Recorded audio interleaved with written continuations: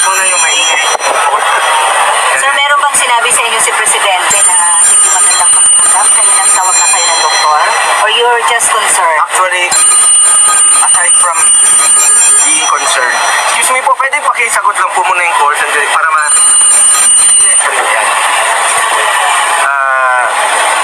Aside from being concerned po sa kanyang kalusugan, yan naman po pinangako ko sa kanya noon pa hanggang sa pagtanda niya yung kalusugan. Opo, opo. That's why Mas importante po sa akin ang kalusugan niya. Okay. At nandito ang doktor niya, pumunta kami ng maaga doon, hindi kami pinapasok. At karapatan po ng bawat Pilipino, kahit sinong Pilipino, ang ma-check up po na. Constitutional right po natin yan. Alright. So, Nandito yung doktor. so ito ngayon, sir, susubukan niyo pong pumasok at puntahan si Presidente po. Tingnan muna natin ang kanyang kalusugan. Alright. Papabili rin ako ng pagkain niya. Alright. Sige, sir, sige, sir. Eh, sir, tama ba? Dinala siya against his will? Hindi ko pa po masasagot yan sa ngayon. Antayin lang po natin ang kanyang abogado. May kasama naman po siyang abogado, si former Secretary Mejaldea. Opo, opo. Hindi ko po alam kung ano yung papel na pinakita sa kanya. Sir, hindi siya na-check kanina, physically, medically, bago po siya dalhin dito?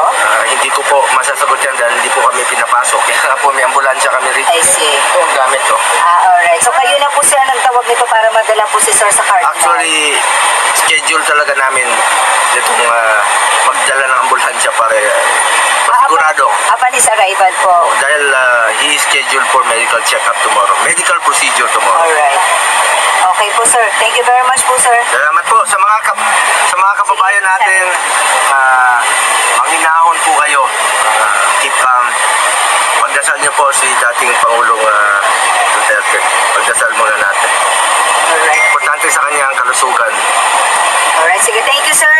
Ingat din po kayo. Salamat po. Thanks SBG.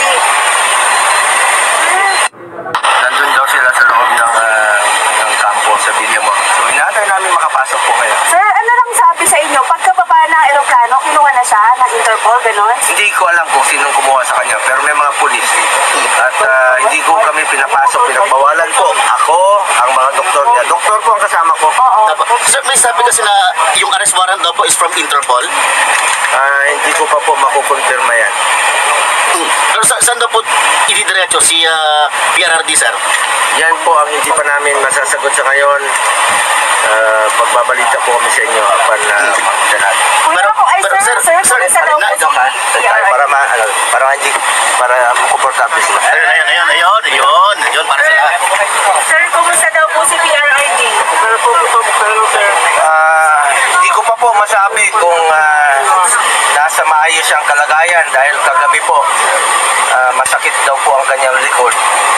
Kaya siguraduhin muna natin na sa maayos ang kalagayan. Dito po yung mga doktor niya sa yung medical team. Sir, after po na mahawakan ng PNP si PRRD, paano po ba?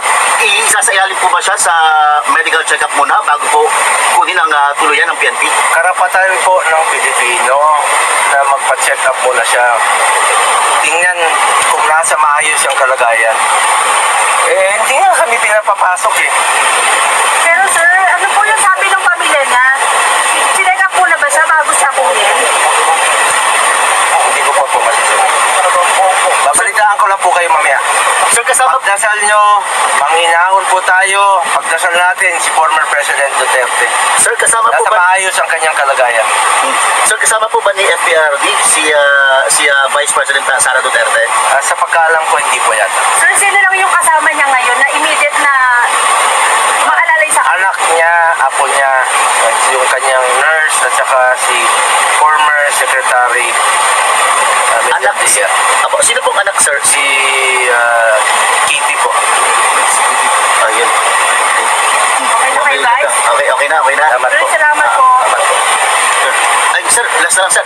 Against his will po yung pagka-aresto kaya Hindi ko pa po masasagot sa ngayon, but sumusunod naman po sa batas. He is a lawyer, abogado po si dating Pangulong Duterte. Sumusunod po yan sa batas. Sir, available daw po. Anong gagawin yung hakbang kung legal. Sir, bailable na po yung inciting to sedition? Magbe-bail po ba? Hindi ko po alam anong kasong sinampa sa kanya. Okay na, okay na. Salamat Sir, po. thank you, sir. Salamat Thank you. po. Salamat. Pagdasal niyo po, manghinahon kayo. Pagdasal niyo po si dating Pangulong Duterte. Mahal natin si Tatay Digong. Mahal na mahal po natin siya. Importante yung kanyang kalusugan. Sir, ano po? Ginawa niya ang lahat para sa bayan. Sir, Minahal niya tayong lahat. Pagdasal natin siya. Bilang ganti, pagdasal po natin siya. sir, ano pong implication nito sa mga Pilipino? Manghinahon lang po kayo. Sir, papasok ba kayo sa loob? Inaantay ko po. Papasukin ako. Sir, sabi kanina ni Yusek Lorin, wala naman daw na iserve na arrest warrant. Wala po ako nakikita. Hindi nyo pa nakikita na na-serve ba? Hindi na kami nakapasok po. Hindi ko kami pinapasok. Pero sir, ongoing na negotiation kung po pwede kayong makalapit sa Pangulo. Tapos sir, sir, kasama sa negotiation ninyo kung sa ospital siya diretso. Check up muna. Check up muna. Dapat. Ngayon sir, ngayon, sa Cardinal. Okay sir. Check up muna sa Cardinal.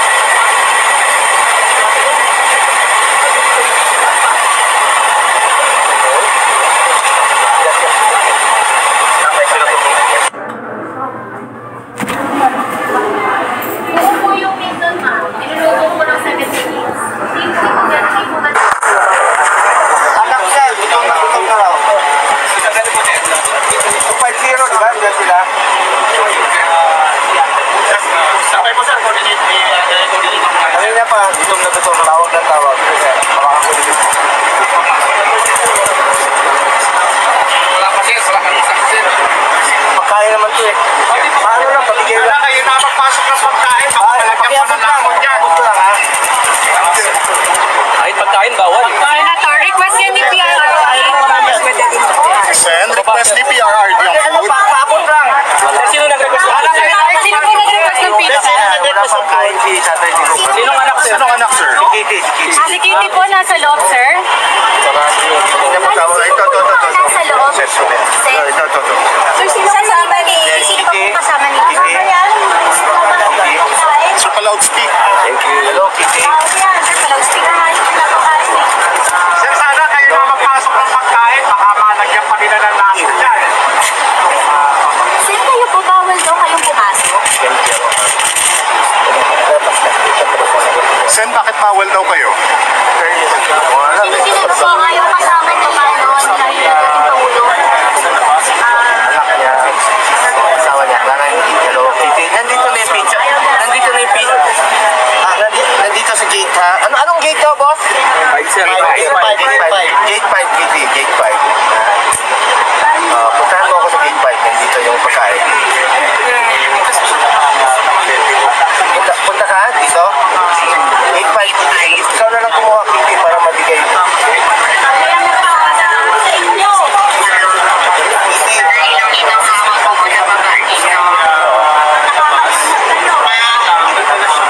Hello, Kitty.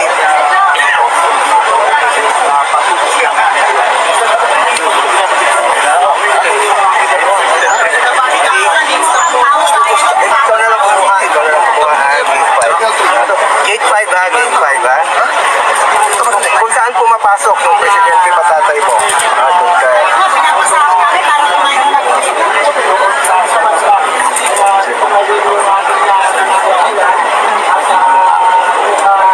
Antayin kita. Sen, pwede patanong kung kamusta si PRRD? Kitty, tinatanong nila kumusta si Tatay Digong. Kumusta siya? Loudspeak, sir. Kumakain ka?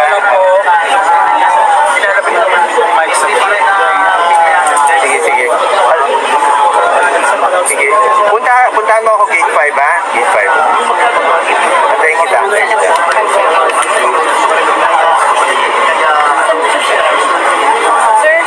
Sen, ano daw Right sabi, now sir? po, anong Kamusta daw alam po? natin sa kondisyon ni PRRD? Para siguro natin. Okay naman daw po. Kaya lang, hindi pa siya nasa-check up ng doktor at yung ambulansya.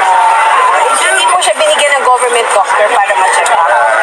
Hindi ko rin po alam sino yung doktor na naka-assign sa Kahit si Dr. Del Rosario na sinalaman. Si Dr.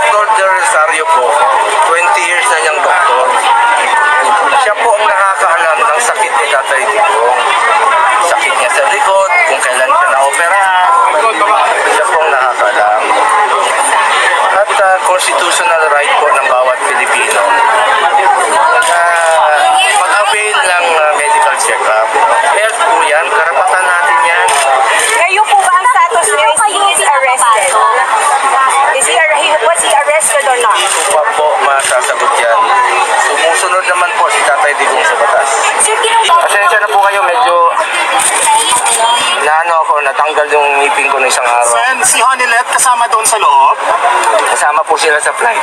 Okay. Sir, where is VP? Where is the Vice President, sir? Kasama ba ni PR? Sa pagkaalam ko, hindi po. Nandito na ba si VP? Hindi ko rin po alam. Hindi ko rin po So, alam. nakausap niyo si VP Sara? Pasensya na po ha. Pasensya na po kayo. Hindi ko alam yung mga ibang detalye. Dahil isa po akong senador. Umuwi po ako. Nauna ako umuwi. Trabaho muna.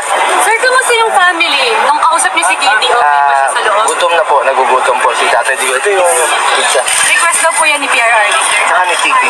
Tsaka nung apo. May Yung kasama apo po sa siyang tuhod. apo? Apo sa tuhod. May kasama po siyang apo doon? Sino pa po? Ma'am Hanilet, Kitty, apo. Sino po itong kasama? Hindi ko na po alam eh. Sen, si Doc po, pwede. Doc, Hindi ko alam yung pagpasok niyo sa entourage loob, niya, ano hindi ko alam. gagawin niyo kay PRD? Check niyo agad yung ano niya? Kasama po yan. Schedule po siya for medical procedure bukas. Anong procedure? Ang doktor po nakakalam niya. Doc, anong procedure? Anong procedure po, Doc? Ano po yung Doc? Sorry. Wala tayong permission sa pasyente para Walang permission daw. Okay. Uy,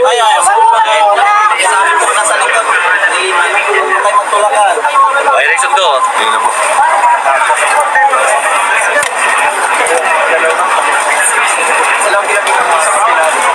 Dasal po. Dasal natin sa Tatay Digo. Mga kasama, tamang kanan lang muna. May dadaan security ni Senator. Mga kababayan ko, minahal tayo ni Tatay Digong. Yes, mga kasama. Pagdasal natin siya, ipakita natin ang ating pagmamahal sa kanya sa pagdadasal. May ambulansya. Nagdala po kami ng ambulansya. May doktor dito, may procedure sa buka. Oo. Karapatan ng Pilipino yan. Oo. Diba karapatan ng Pilipino? What will happen to him, Sen Gigi? Sir, ano sabi Sir, sa inyo? ang plano nyo, ilalaban nyo dalhin muna sa ospital bago. Kailangan muna, check upin muna ng Pero nasa kanila na, sir. Sir, saan po yung dinaan, sir? Hindi saan po yung dinaan? Kami pinapasok. Apo, saan po yung dinaan, sir? Kaya panawagan po natin sa taong bayan. Dasal niyo po ang kanyang kalusugan. Pagdasal niyo.